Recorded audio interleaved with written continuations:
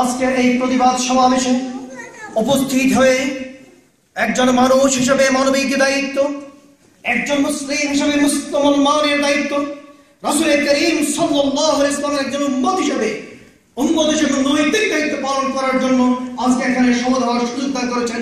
এখানে শুকর আদায় করি আলহামদুলিল্লাহ। আমি ব্যক্তিগতভাবে মনে করি তিন কারণে আমরা এখানে সমবেত হয়েছি।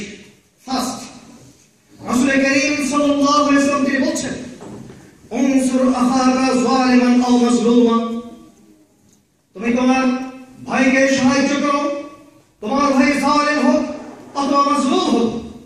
সাহাবায়ে কেরাম প্রশ্ন করলেন, ইয়া রাসূলুল্লাহ, আমরা বুঝলাম মাজলুমকে কিভাবে সাহায্য করতে হবে, কিন্তু জালিমকে সাহায্য করার অর্থ আমরা বুঝলাম না।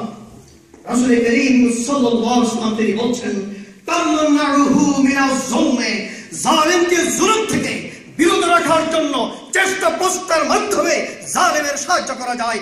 জালেমের সাহায্য হচ্ছে আর এক পরিমাণ যেন সে জুলুম করার সাহস না পায়, সুযোগ না পায়। আমরা যদি জালেমকে জুলুম করার সুযোগ দিই, সাহস দিই, আমরাও জালেমের অন্তর্ভুক্ত হব।